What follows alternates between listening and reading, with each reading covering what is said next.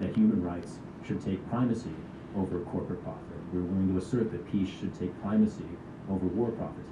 And I think the American people recognize principle when they hear it. Yeah, and I think that's a really important thing you're saying, because I always thought that the Democrats' position on gay marriage was predicated on a misunderstanding of the electorate. Right? Again, it was going back to, it's exactly what you're talking about. They're locked in 1980s Reagan America, and they think that that's the paradigm that everybody's living in. But even as late as the late 90s, if you were on the campaign trail, if you talked to voters, you found that even conservative voters have kind of come around a lot on that issue. And the only way you could not know that is if you literally hadn't talked to people for a long time, right? Yeah. I think the Medicare debate and the climate justice debate both reflect these. I think many conservative people that the media elite write off as unreachable, they all have parents who get sick. Many of them have kids who need medicine. Yeah.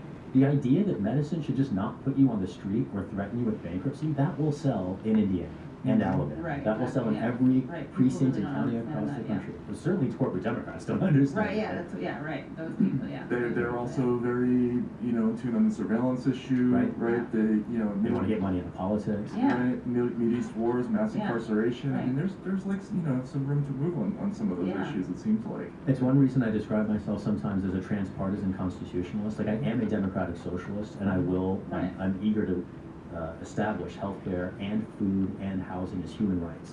And at the same time, I recognize that there are all these principles that bring together the American people, regardless of our ideology, regardless of our partisan stripe.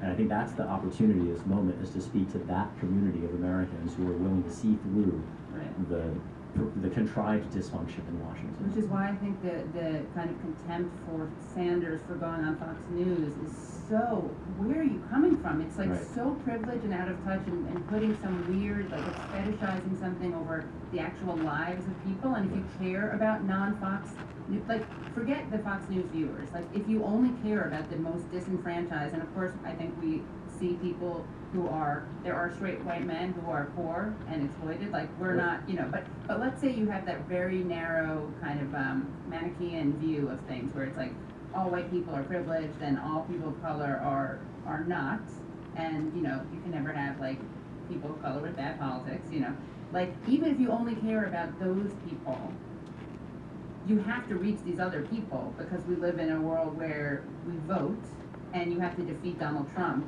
And it's this weird thing, like with same-sex marriage, we saw that people went out and converted people, and they changed hearts and minds. And this contempt towards, like, I mean, I know that there's this annoying fetishization of the white working class, but of course we should